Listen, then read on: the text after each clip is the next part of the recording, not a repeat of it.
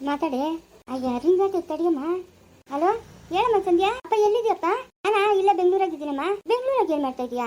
ಅಲ್ಲಪ್ಪ ಬೆಂಗಳೂರಾಗ ಯಾರವ್ರೆ? ಏನ್ ಮಾಡ್ತಾ ಇದೀಯ ನೀನು? ಇಲ್ಲೇ ನಮ್ಗೆ ಬೇಕಾದ ನೆಂಟ್ರವ್ರಮ್ಮ, ಅವ್ರ ಮನೆಗಿದ್ದೀನಿ. ದೊಡ್ಡಮ್ಮನ ಮನೆಗಿದ್ಯಾ? ಇಲ್ಲ ಇಲ್ಲ. ಮತ್ತೆ ಇನ್ಯಾರ ಮನೆಗಿದ್ಯಪ್ಪ? ಯಾರು ಬೇಕಾದವ್ರವ್ರಮ್ಮ? ನೀನ್ ನಮ್ಮ ಮನೆಗೆ ಬರಲ್ಲ, ಮಗು ನೋಡಲ್ಲ? ಓ ಎಲ್ಲ ಪ್ರಶ್ನೆಗಳು ಒಂದೇ ಸತಿ ಕೇಳಿದ್ರೆ ನಾನು ಹೆಂಗೆ ಉತ್ತರ ಇಲ್ಲಿ?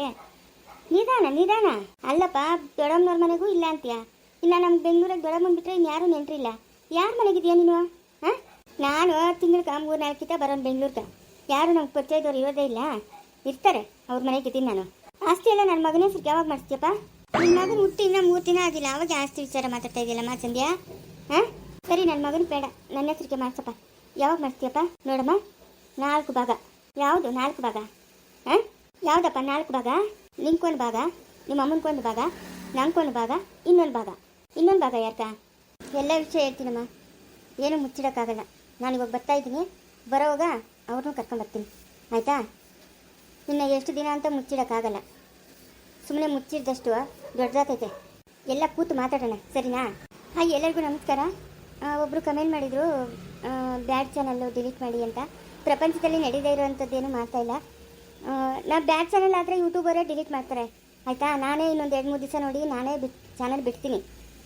ಯೂಟ್ಯೂಬಲ್ಲಿ ಎಂತೆಂಥ ಸಿಸ್ಟಮ್ ಇದೆ ಅಂತ ನಿಮ್ಗೆ ಗೊತ್ತಿಲ್ಲ. ಇನ್ಸ್ಟಾಗ್ರಾಮ್ ಥರ ಯೂಟ್ಯೂಬಲ್ಲಿ ಮಾಡೋಕ್ಕಾಗಲ್ಲ, ಅದು ನಿಮಗೂ ಗೊತ್ತಿರೋ ವಿಷಯನೇ. ಒಂದು ಸ್ವಲ್ಪ ಪ್ರಾಬ್ಲಮ್ ಆದರೂ ಯೂಟ್ಯೂಬರು ಚಾನಲ್ನೇ ರಿಮೂವ್ ಮಾಡ್ತಾರೆ. ನನ್ನ ಸ್ಟೋರಿ ಬ್ಯಾಡ್ ಆಗಿದ್ದರೆ ಅವರೇ ತೆಗಿತಾರೆ.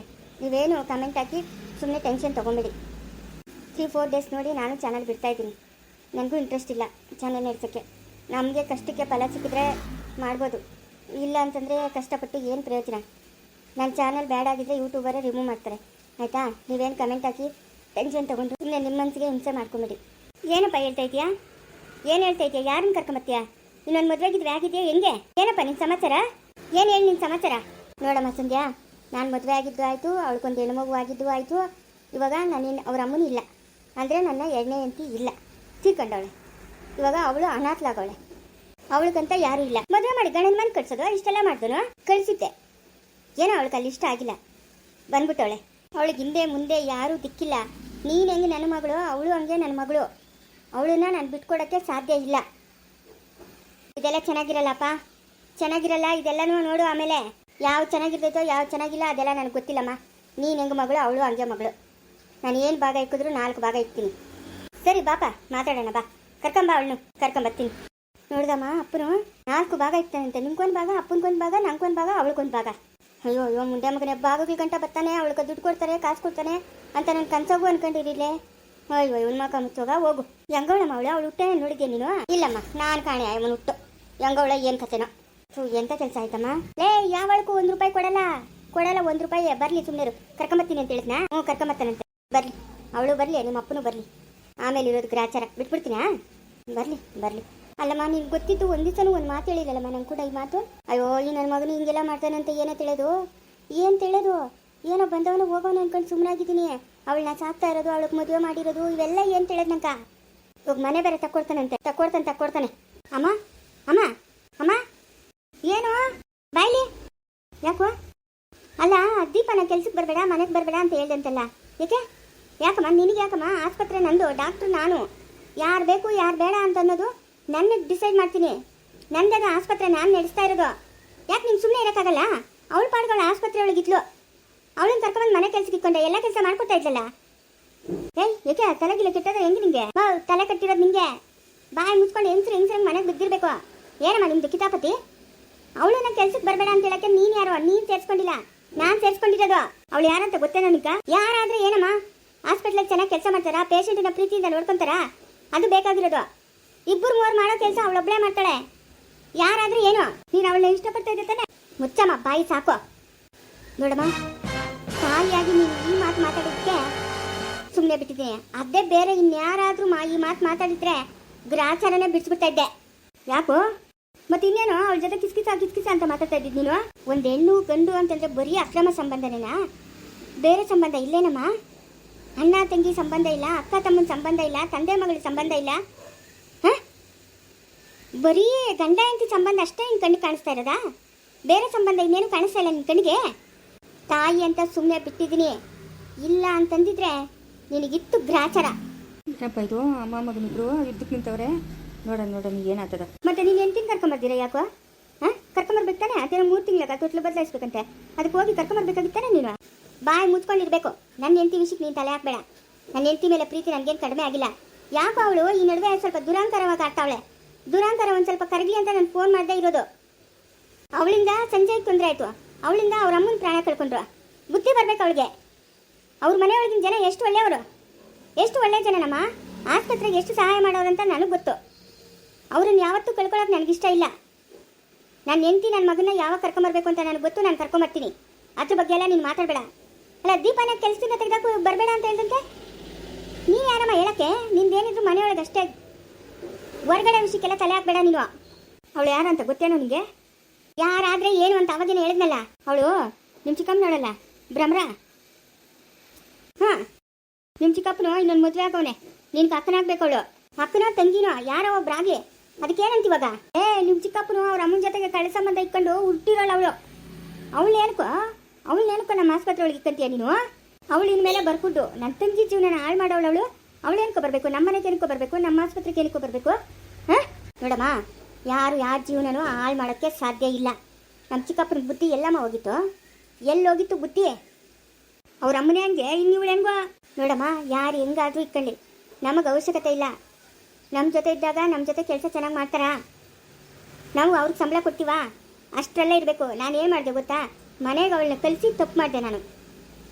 ನಾನೇ ಏನಾದರೂ ತೊಗೊಂಡು ಹೊಡ್ಕೊಬೇಕು. ಬಾಯ್ ಮುಚ್ಕೊಂಡು ಆಸ್ಪತ್ರೆಯಲ್ಲಿ ಕೆಲಸ ಮಾಡ್ಕೊಂಡು ಅವಳ ಮನೆಗೆ ಅವಳು ಓದ್ತಾ ಇದ್ಲು. ನೋಡೋ, ನನ್ನ ತಂಗಿ ಸಂಸಾರನ ಹಾಳು ಮಾಡಿರೋದು ಅವಳು, ಅವ್ರ ಅಮ್ಮನು. ನಾಳೆ ಬೆಳಗ್ಗೆ ನಿನ್ನ ಸಂಸಾರನೂ ಹಾಳು ಮಾಡ್ತಾಳೆ ಅವಳು. ನಾನೇನು ಅಷ್ಟೊಂದು ದಡ್ಡನಲ್ಲ. ನನ್ನ ಸಂಸಾರನ ಹಾಳು ಮಾಡ್ಕೊಳ್ಳೋಷ್ಟು ದಡ್ಡನು ನಾನಲ್ಲ. ನನ್ನ ಹೆಂಡತಿ ಬುದ್ಧಿ ಯಾಕೋ ಇವಾಗ ಸರಿ ಇಲ್ಲ, ಅದಕ್ಕೆ ಅವಳು ಬುದ್ಧಿ ಕಲೀಲಿ ಅಂತ ಅಲ್ಲಿ ಬಿಟ್ಟಿದ್ದೀನಿ. ಬಿಟ್ಟರೆ ನನ್ನ ಹೆಂಡತಿ ನನ್ನ ಮಗುನ ಯಾವತ್ತೂ ನಾನು ಬಿಡಲ್ಲಮ್ಮ. ಅವ್ರ ಮನೆ ಜನಕ್ಕೆ ನಾನು ಗೌರವ ಕೊಡ್ತೀನಿ.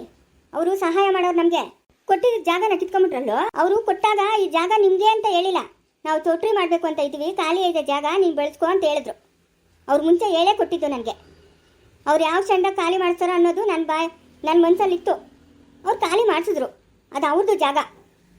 ತಾತಂದು ಜಾಗ ಆಗಿದ್ದಿದ್ರೆ ನಾನು ವಾದ ಮಾಡ್ತಾ ಇದ್ದೆ, ಇಲ್ಲ ತಾತ ಇನ್ನೂ ಒಂದು ಸ್ವಲ್ಪ ದಿವಸ ನಾನು ಇಲ್ಲೇ ಇರ್ತೀನಿ ಅಂತ. ಅದು ರಾಮು ಬಾವಂದು.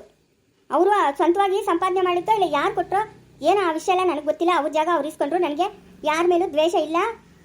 ದೀಪ ನಾಳೆಯಿಂದ ಕೆಲ್ಸಕ್ಕೆ ಬರ್ತಾಳೆ. ಅದನ್ನೆಲ್ಲ ನೀನು ತಡಿಬೇಕಾಗಿಲ್ಲ. ಶಬಾಷ್ ಮಗನೇ, ಶಬಾಷ. ಇಂಥ ತಂದೆನೇ ಇರಬೇಕು.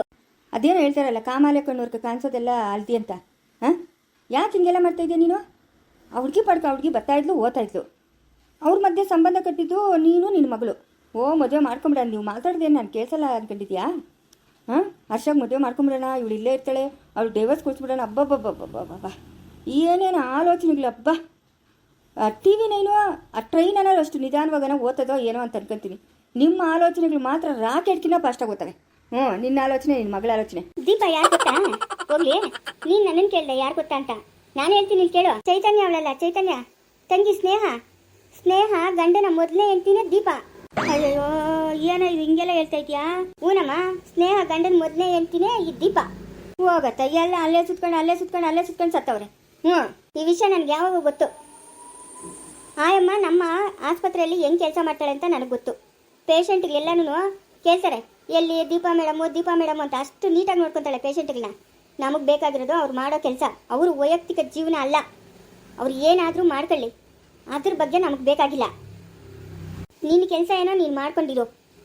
ನಾನು ಹೇಳ್ತೀನಿ ಯಾವಾಗ ಕರ್ಕೊಂಬರ್ಬೇಕು ಏನು ಅನ್ನೋದು ನನಗೆ ಗೊತ್ತು. ಬೇಕಿತ್ತೇನೆ ಇದೆಲ್ಲ ನಿಂಗೆ? ನೀನು ಜನ್ಮಕಷ್ಟು ಬೆಂಕಿಕ ಹೋಗು. ಅಯ್ಯೋ, ಇವೆಲ್ಲ ಏನು ನನಗೂ ತಿಳಿದಪ್ಪ. ನನಗೆ ತಿಳಿದಿರೋದು ಅವ್ನಿಗೆ ತಿಳಿದಿಲ್ಲ, ಅವ್ನು ತಿಳಿದಿರೋದು ನನಗೆ ತಿಳಿದಿಲ್ಲ. ನೋಡಿ ಎಂಥ ಕೆಲಸಗಳು.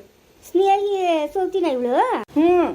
ಸರಪ್ಪ, ಆಯ್ತು ಆಯ್ತು. ಓದ್ತಾ ಇದೆಯೇನು ತಂಗಿ ಅವ್ರಕ್ಕ? ಹೋಗ್ಬೇಕಪ್ಪ, ನನ್ನ ತಂಗಿ ಬಾಳ್ ನಾನು ಹೆಸರು ಮಾಡಬೇಕು. ಇನ್ಯಾರವ್ರೆ? ಅಪ್ಪನವನ ಅಮ್ಮನವಳ? ಇನ್ಯಾರವ್ರಪ್ಪ? ಇನ್ನು ಆಸ್ತಿ ಗೀಸ್ತಿ ಎಲ್ಲ ಇವಳಿಗೆ ಮಾಡ್ಕೊಟ್ಬಿಟ್ರೆ ಏನು ಗತಿ? ಅವಳನ್ನೇನು ಮಾಡೋದು? ಅವಳಿಗೇನು ಸದ್ಯಕ್ಕೆ ಆಸ್ತಿ ಇಲ್ಲ, ಇದನ್ನೇ ನಂಬ್ಕೊಂಡವಳ. ದಂಡ್ಯಾಗಿ ಸಂಪಾದನೆ ಮಾಡೋರ ಶಾನ್ ಬೋಗ್ರು. ಹೋಗು, ಹೋಗಿದ್ದತ್ರ ಸ್ವಲ್ಪ ಮುಚ್ಚಿಟವಾಗಿರು. ಅಲ್ಲಿ ಏನೋ ಮಾಡಬಾರ್ದು ಕಿತಾಪತಿ ಮಾಡಿ ಉಗಿಸ್ಕೊಂಬೇಡ. ಅಯ್ಯೋ ಹೋಗು, ತಲೆ ನೋಯ್ತದ ನಂಕ. ಅಮ್ಮಮ್ಮ ಹೋಗಮ್ಮ, ಯಾರು ನಂಬೋದು ಯಾರನ್ನ ಬಿಡೋದು ಇವಾಗಿನ ಕಾಲದಾಗ? ಹಂಗಾದ್ರೆ ಇವಳು ದೀಪಿ ಸ್ನೇಹಿ ಚೌತಿ. ಅಯ್ಯೋ ನೋಡಿ, ಆ ಸ್ನೇಹಿ ಹತ್ರ ಇರೋ ಮಗು ಹಂಗಾದ್ರೆ ಇವಳ್ದು. ಸರಿ ಬಿಡಿ, ಸರಿ. ಅಲ್ಲ, ಅವನ್ನ ಯಾಕೆ ಬಿಟ್ಟು ಓಡ್ ಬಂದಿವಳು? ಅದ್ಯಾರನ್ನ ಪ್ರೀತಿ ಮಾಡಿದ್ಲು ಅಂತ ಹೇಳಿದ್ರಲ್ಲ. ಒಂದ್ಕಿತ ಶಾನ್ಬೋಗ್ರ ಮನೆಗೆ ಸುದ್ದಿ ಬಂದಿತ್ತು, ನಾನು ಕೇಳಿಸ್ಕೊಂಡಿದ್ನಿ. ಎತ್ತು ತಾಯಿಗ ಹೆಂಗ್ ಮರ್ಯಾದೆ ಕೊಡ್ಬೇಕು ಅನ್ನೋದು ಗೊತ್ತಾಗಲ್ಲ. ನಮ್ಮ ಹರ್ಷಕ ಹೆಂಗೆ ಬಂದು ಮಾತಾಡ್ತಾನೆ ನೋಡಿ ಇವನು. ಹಾಂ ದುರಂಕಾರ ಇವಂತ. ಹ್ಞೂ